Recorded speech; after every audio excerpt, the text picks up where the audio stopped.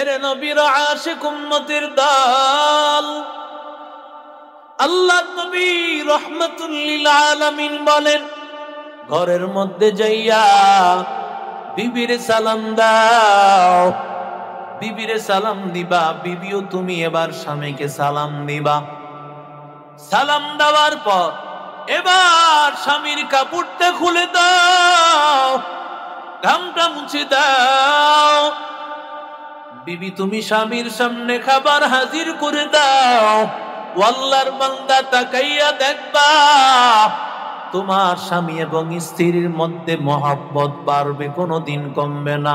মনে হবে যেন বাসর রাত্রি আর হানি মনের যে সময়টুকু তুমি স্ত্রীকে নিয়ে কাটাইছো, তোমার মনে হইবে প্রতিটা রাত্র যেন বাসর ঘর আর হানিমন। হুন্না লিবাসুল লাকুম ওয়া আনতুম লিবাসুল লাহুন্না। আল্লাহ বলেন, বান্দা স্ত্রী তোমার জন্য চাদর, স্ত্রী তোমার জন্য শরীরের জামা, তোমার স্ত্রী তোমার জন্য জামা, আবার তুমিও তোমার স্ত্রীর জন্য জামা। জামা দিয়া যেমন পুরা শরীরটা ঢাকা হয়, ঠিক তেমনি ভাবে তোমার স্ত্রীও তোমার সুখের সময়ও থাকবে, দুঃখের সময়ও থাকবে। শীতকালেও তোমার কাজে আসবে। শীত গরমে যেমন পোশাক ছাড়া বান্দা শীত থেকেও বাঁচা যায় না, গরম থেকেও বান্দা বাঁচা যায় না, ঠিক তেমনি ভাবে আল্লাহর গোলাম একজন স্বামী ছাড়া স্ত্রী বাঁচে না, স্ত্রী ছাড়া স্বামীও বাঁচে না। ওই স্বামী স্ত্রীর মধ্যে যদি রাসূলের আদর্শ থাকে, ওই স্বামী স্ত্রীর মধ্যে কোনোদিন দ্বন্দ্ব হতে পারে না। তুকু যাও সুন্নতে আহমদ, তুকু যা বা মোহাম্মদ কই বুয়াত নিসবত তোরা করে শাইত বিকুনি নামত ওয়ালি গরওয়ালি লানত আস্তাই বরওয়ালি হম সুরাতো হম সিরাতে মুস্তাফা در تمامی حالیوں کن اتباع سنت خیر البشر گیر لازم تابیابی ای পেশার। এরে নবীর আশিক উম্মতের দল, বিবাহ করার মাধ্যমে তোমার নজরের হেফাজত, নজরটা অটোমেটিক হেফাজত হয়ে যাবে গোলাম। মায়ার নবী বলতেছেন, যদি তোমার কাছে কোন নারীরে পছন্দ হয়, মনে করতেছো অমুক নারী মনে হয় কত সুন্দর, আমার নবী ডাক দিয়ে বলেন, সাথে সাথে তুমি ঘরের মধ্যে যাও, স্ত্রীর সাথে মেলামেশা করো। তুমি দেখবা অন্য মেয়ের দিকে তাকাইয়া তোমার মনের মধ্যে যেই কামনা বাসনা তৈরি হয়েছে, স্ত্রীর সাথে মেলামেশার দ্বারা সব কিছু মাটি হয়ে যাবে। ফানকিহু মা তাবা লাকুম মিনান নিসাই মাসনা ওয়া সুলাসা ওয়া রুবা। ফানকিহু মা তাবা লাকুম মিনান নিসাই মাসনা ওয়া সুলাসা ওয়া রুবা। আল্লাহ বলে, বান্দা তুমি বিবাহ করতে পারবা, দুইটা করতে পারবা, তিনটা পারবা, চারটা পর্যন্ত করতে পারবা।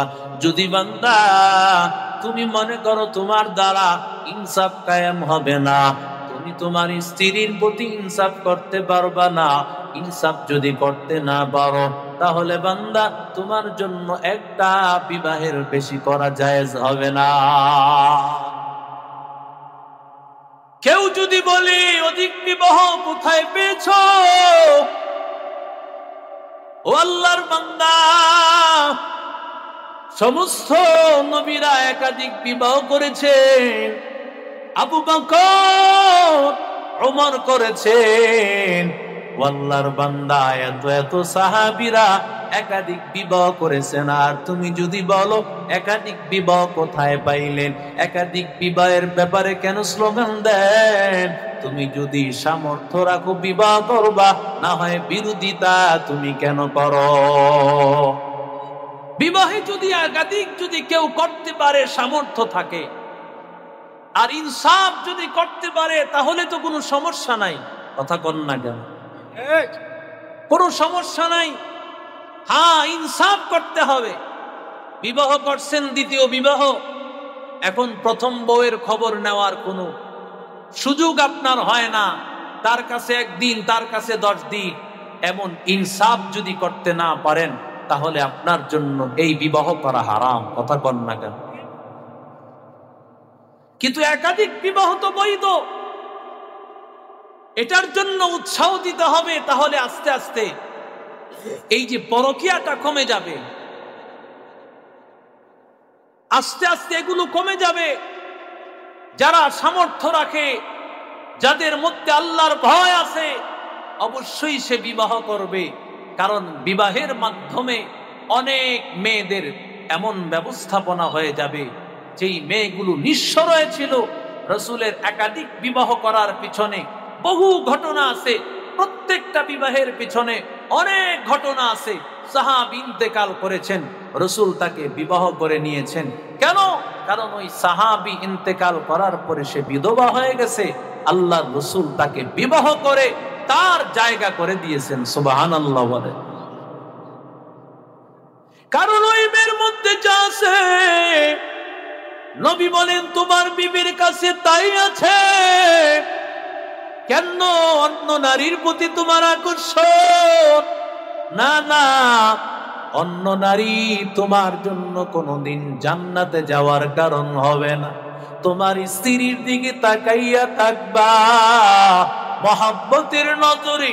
তোমার বিবির দিকে যখন তাকাইবা, বিবির দিকে তাকানোর কারণে তোমার আমল নামায় আল্লাহ সদকার সওয়াব আল্লাহ দিয়ে দিবে।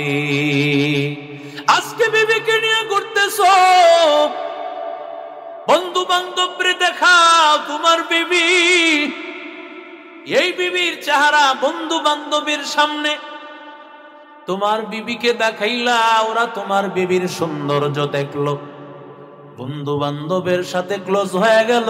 কিছুদিন পরে থেকে বন্ধুর সাথে বউ বাইগা গেছে। কথা কন না কেন? রাস্তা তো দেখায় দিস, বন্ধু লয়ে যাও, বন্ধুই তো নিয়ে গেছে, আর তো কেউ লয়ে যায় না। কথা কন না কেন? বন্ধু নিয়ে গেছে কেন?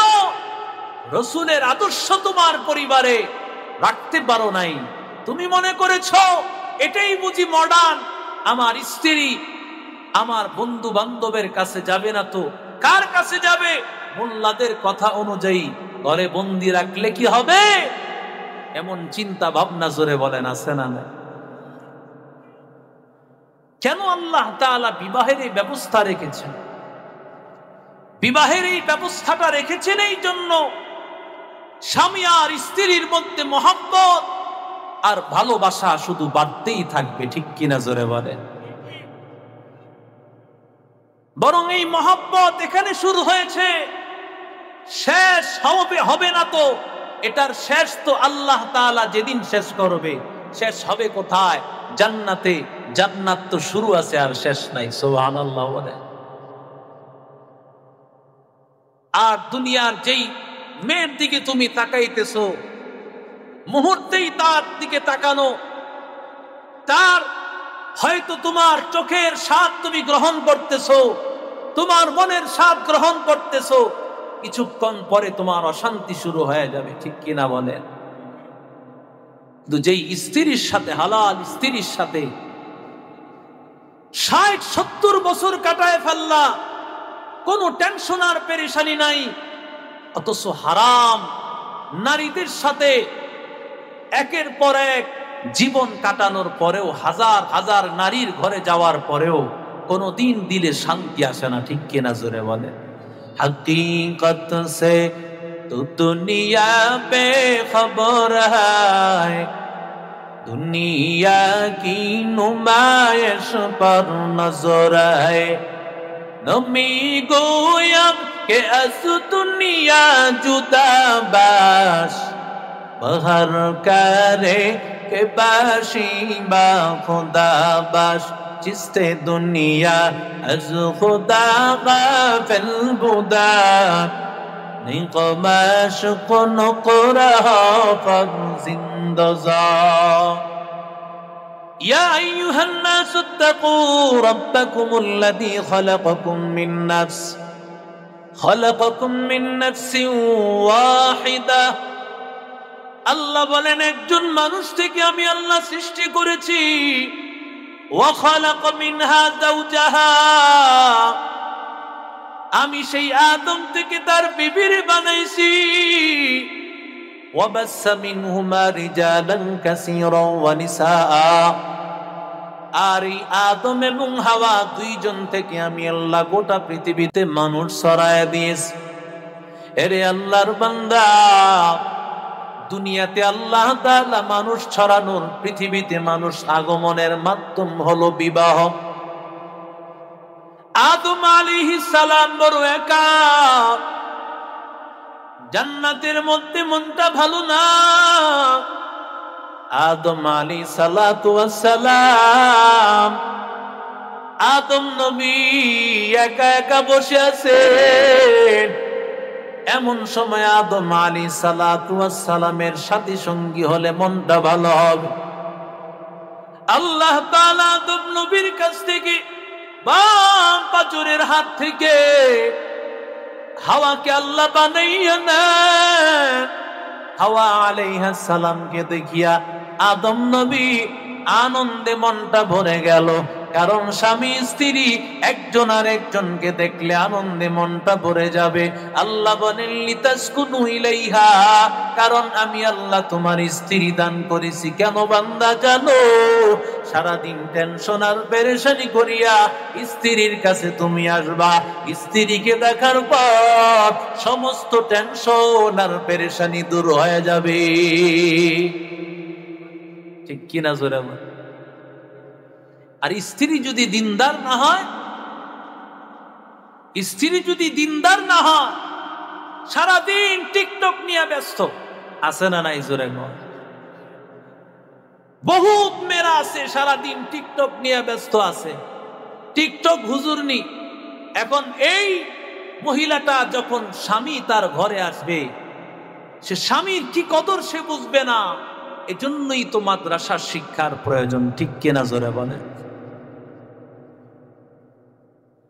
তুনকাহুল মারআতু লিআরবা রাহমাতুল লিল আলামিন বলেন চারটা আলামত দেখে চারটা জিনিস দেখিয়া একটা কন্যাকে বিবাহ করে নাও লিমালিহা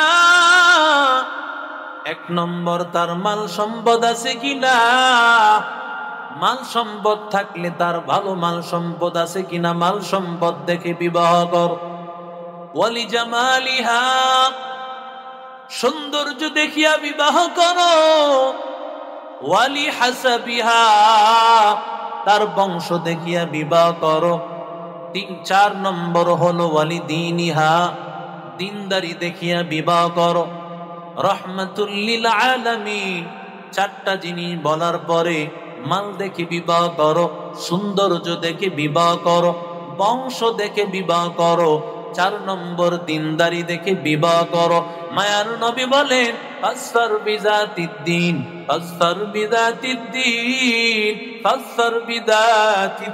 তারিবাত ইয়াদা নবী বলেন দিনদারিকে প্রাধান্য দাও দিনদারিকে যদি প্রাধান্য না দাও ওরে বান্দা সব কিছু যদিও থাকে বান্দা দিনদারি যদি না থাকে ধ্বংস হয়ে যাবে দিনদারি যদি না থাকে বান্দা ধ্বংস হয়ে যাবে এখন আগে দেখি বাড়ি আসেনি কথা কন না কেন অমুক নায়িকার মতো সুন্দরী কিনা 5 ফুট অত ফুট 5 ফুট এত ইঞ্চি কিনা কথা কন ঠিক না বেটি সৌন্দর্য আর মাল এগুলোর পিছনে দৌড়ায়া বিবাহ শাদী করে, আর কিছুদিন পরে এসে কয়, হুজুর শান্তি নাই। শান্তি আসবে কিভাবে? শান্তি তো ঘরে নিয়ে আসো নাই, তুমি আনছো সুন্দরী, বাধা নাই আনছো তুমি। তবে আগে দরকার ছিল তোমার দিনদারি। রাসূল যেই দিনদারির প্রাধান্য 3 বার দিতে বললেন, সেটা বাদ দিয়া তুমি দেখলা সাদা সুন্দর আর নিয়ে আসলা। তুমি দেখলা 5 তলা বিল্ডিং, বাপ রে বাপ, আমি তো বহুত টাকার মালিক, এগুলো দেখা নিয়ে আসছো, এখন জোতার বাড়ির জন্য রেডি হয়ে যাও। কথা কন না কেন? এরে আল্লাহর বান্দা, ও যুবক, আল্লাহ তাআলা বিবাহর সময় যে আয়াতগুলো তেলাওয়াত করা হয়, সবগুলো তাকওয়ার আয়াত তেলাওয়াত করা হয়। কেন বান্দা জানো? কারণ তোমার মধ্যে যদি আল্লাহর ভয় না হয়, কোনদিন বিবাহ করে শান্তি নাই। বিবাহ আল্লাহ তাআলার কুদরত, আল্লাহ তাআলার একটা হুকুম। বিবাহ যদি তোমার মধ্যে আল্লাহর ভয় না থাকে, তুমি যেইভাবে ইচ্ছা একজন নারী নিয়ে আসবা। ও নারী, তুমি যেভাবে ইচ্ছা একজন পুরুষকে তালাশ করে নিবা। ও মা বাবা, তোমার ছেলের জন্য যে কোনো মেয়ে বিবাহ করায় নিয়ে আসবা। তোমার মেয়ের জন্য, তোমার ছেলের জন্য যে কোনো মেয়ে নিয়ে আসবা। তোমার মেয়ের জন্য যে কোনো ছেলে তুমি তালাশ করে নিয়ে আসবা। আর যদি আল্লাহর ভয় হয়, তুমি আগে দেখবা ওর মধ্যে নামাজ আছে কিনা, দিনদারি আছে কিনা, নবীর সুন্নত আছে কিনা।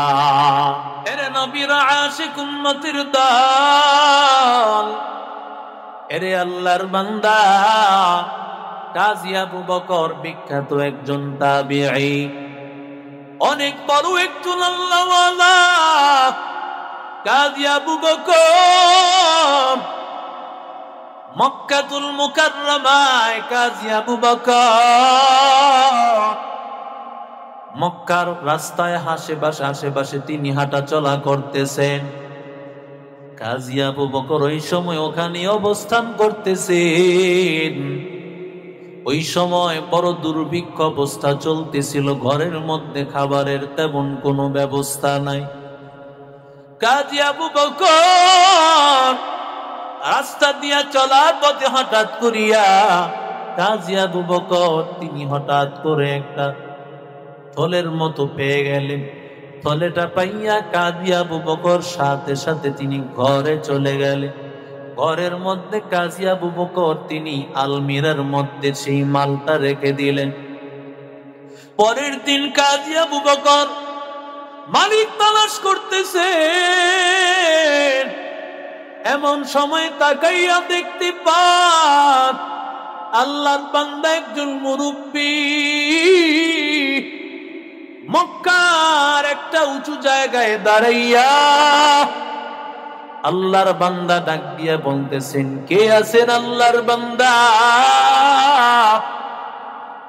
আপনারা হলেন রাহমাতুল লিল আলামিন মুহাম্মদুর রাসূলুল্লাহ আল আমিন, যাকে আল আমিন উপাধি দেওয়া হয়েছে। এমন আল আমিন উপাধি যাকে দেওয়া হয়েছে, এমন ব্যক্তির উম্মত আপনারা এমন ব্যক্তির উত্তরসূরি। আমার একটা থলে হারাইয়া গিয়েছে, এটা যদি কেউ তালাশ করে দিতে পারে, আমি তার জন্য আমি এত 1000 দিনার, 12,000 দিনারের মতো আমি তাকে দেব। এরে আল্লাহর বান্দা ও যুবক, ও নবীর আশিক উম্মতের দল, এই ঘোষণা করার পর কাজী আবু বকর আল্লাহর বান্দাকে মুরব্বির হাত ধরে ধরে ঘরের দিকে নিয়ে যাইতেছেন। এবার মুরব্বি বুঝতে পেরেছেন যুবকের কাছে হয়তো সেই টাকার সেই থলেটা তার কাছে রয়েছে। যুবক আল্লাহর গোলাম ডাক দিয়া বলেন, ও মুরব্বি, বলেন না আপনার থলের মধ্যে কি ছিল? বলে, আমার থলের মধ্যে একটা হার ছিল। এই হারটা কিছুটা এখানের মধ্যে স্বর্ণে মোড়ানো, কিছুটা আছে রূপায় মোড়ানো, কিছুটা আছে এমন দামি দামি হার, এমন দামি দামি রৌপ্য স্বর্ণ দিয়া এটা মোড়ানো রয়েছে। আল্লাহর বান্দা যেমন যেমন গুণাগুণ বর্ণনা করেছে, সাথে সাথে কাজী আবু বকর চলে গেছেন, সেই আলমিরা খুলে ফেললেন।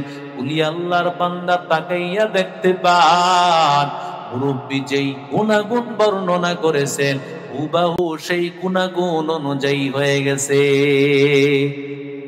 সুবহানাল্লাহ, জোরে বলে। আল্লাহর বান্দা কাজী আবু বকর এবার হাতটা দিয়া বলেন, মুরব্বী এই নেন আপনার হাত। আল্লাহর বান্দা ডাক দিয়া বলে, ও বাবা, এমন মানুষ এখনো বুঝিয়াছি দুনিয়াতে, তুমি আমার এত দামি হাতটা পাইয়াও তুমি তো এই হাতটা চাইলে অনেক কিছু করতে পারতা। মুরব্বীর এবার ডাক দিয়া বলে, রে মুরব্বী, আমি এত গরিব, আজকে 3 দিন পর্যন্ত আমার ঘরের মধ্যে কোনো খাবার নাই, এরপরেও আমি চাইলে আপনার এই জিনিসটাকে আমি এটা দিয়ে আমি খরচ করতে পারতাম। মুরব্বী এবার ডাক দিয়া বলে, এই নাও তোমার উপহার হিসাবে তোমার এই মুদ্রাগুলো আমি দিলাম। আল্লাহর বান্দা ডাক দিয়া বলে, মুরব্বী না না, আমি আপনার কাছ থেকে এই বিনিময় দিব না। এরে আল্লাহর বান্দা, কারণ আমি আল্লাহর কাছে পাইতে চাই। ওয়ামান ইয়াতাওয়াক্কাল আলাল্লাহি ফাহুয়া হাসবু, ওয়ামান ইয়াতাওয়াক্কাল আলাল্লাহি ফাহুয়া হাসবু ওয়ায়ারযুকুহু মিন হাইসু লা ইয়াহতাসিব ওয়ামান ইয়াত্তাকিল্লাহা ইয়াজআল লাহু মাখরাজা ওয়ায়ারযুকুহু মিন হাইসু লা ইয়াহতাসিব। আল্লাহ যেই বান্দার আল্লাহকে ভয় করে, আল্লাহ তাআলা তার সমস্ত রাস্তা খুলে দেন। এমন জায়গা থেকে আল্লাহ রিজিকের ফয়সালা করেন, বান্দা নিয়া কোনোদিন শেষ করতে পারে না। যতভাবে দিতে চাইলো নিলই না। না না মুরব্বী, আমি আপনার কাছ থেকে বিনিময় নিব না। যতবার তাকে দিতে চাইল কোনোভাবে নিল না। এবার মুরব্বী তার জন্য দোয়া করলো, হে মালিক, এমন বান্দা কোনোদিন দেখি নাই রে আল্লাহ।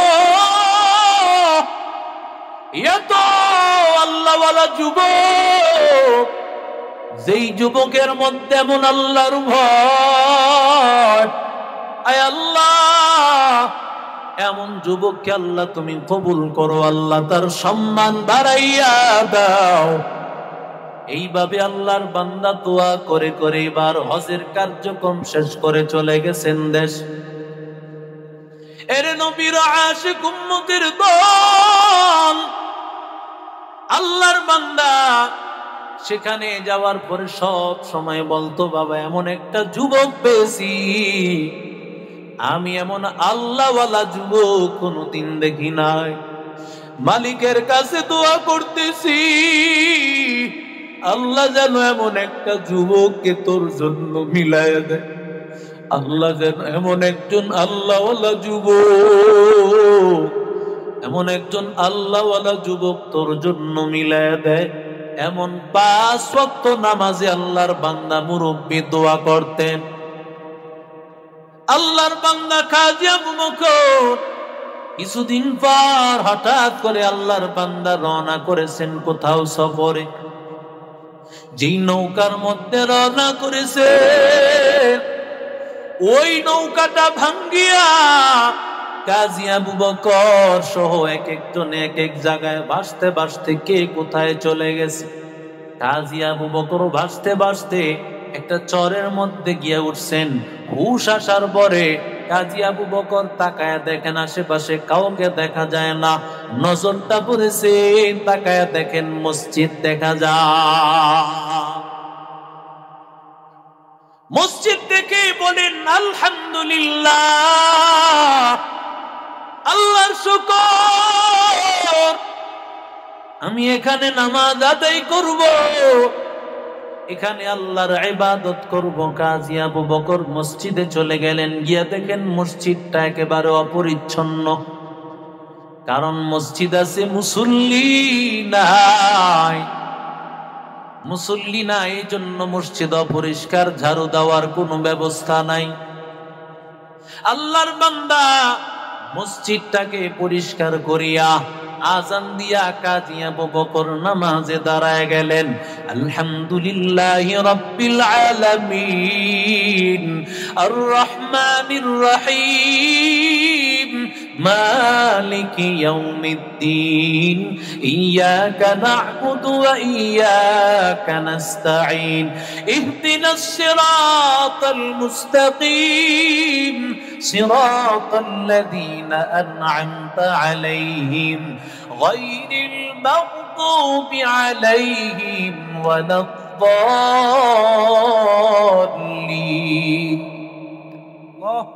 আল্লাহর বান্দা কাজী আবু বকর নামাজ আদায় করতেছে।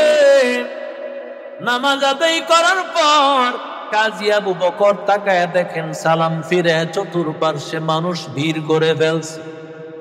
সুবহানাল্লাহ। আগামীকাল গিয়া গিয়ে আরো আসতে বলেন, কিন্তু আমাদের কাছে তেলাওয়াতের মজা নাই।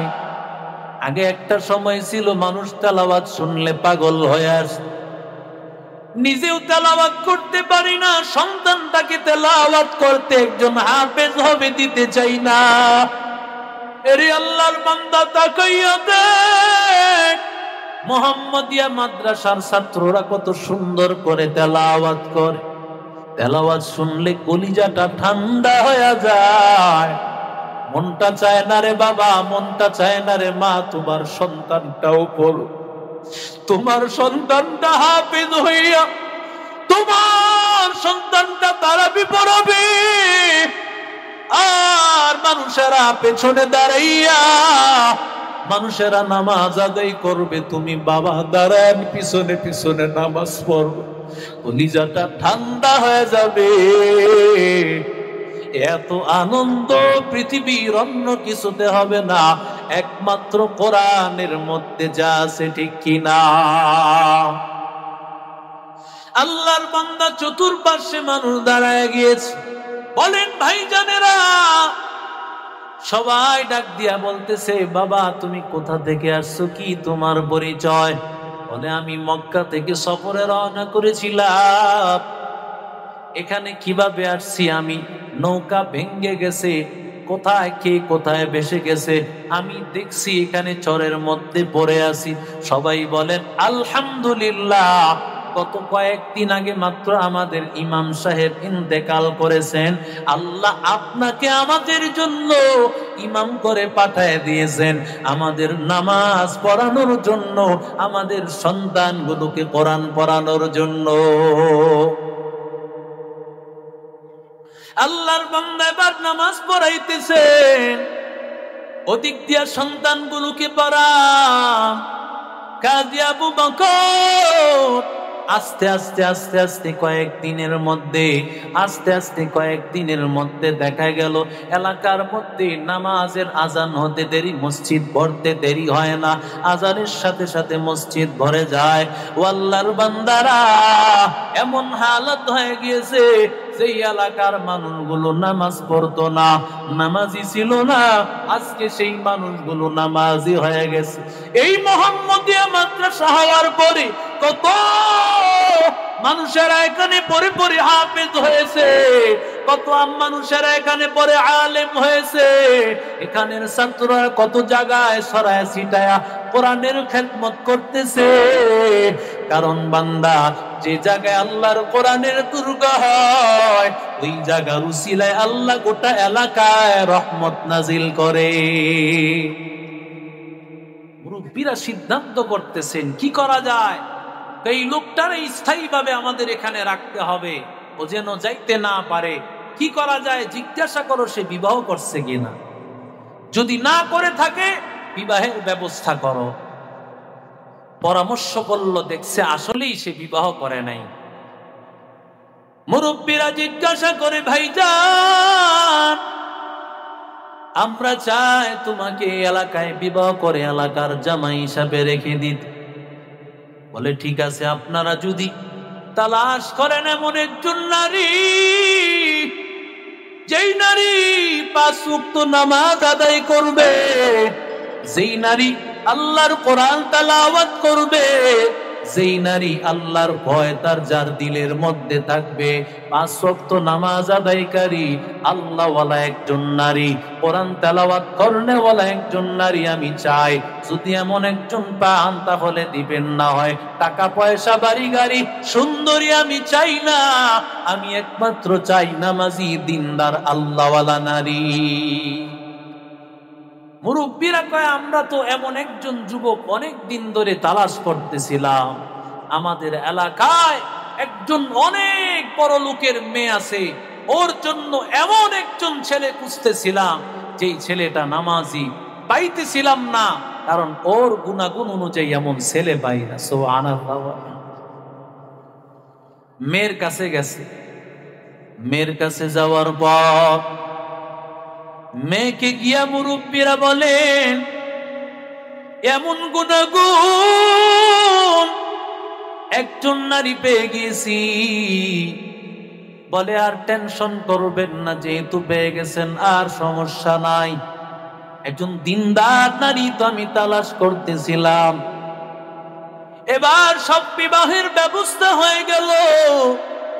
বাসর ঘরের মধ্যে গিয়া হাজির।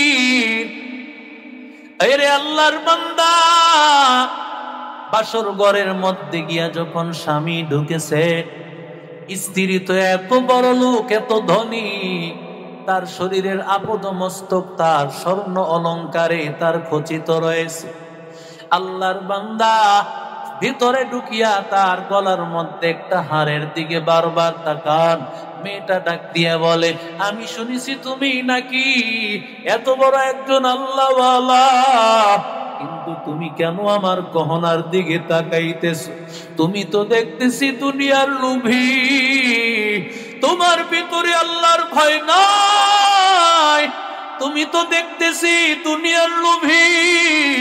যদি তুমি আমাকে পাও, সব তুমি আমার জন্য, আমারে পাইলে সব পায়া যাইবা। তুমি আমার অর্থ সম্পদের দিকে কেন তাকাইতেছ? আল্লাহর বান্দা তাকাইয়া ডাক দিয়া বলে, ওরে প্রাণের বিবি, আমি তোমার দিকে তাকাই না, আমি হাড়ের দিকে তাকাইয়াছি বিবি।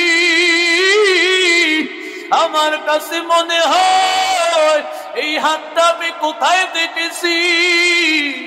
এই কথা বলা মাত্র বিবি চোখের পানি ফালায়া বলে, ও প্রাণের স্বামী, আমার বাবা আজ থেকে কয়েক বছর আগে মক্কা মুকাররমায় হজ করতে গিয়া একটা হার আমার জন্য ক্রয় করেছে।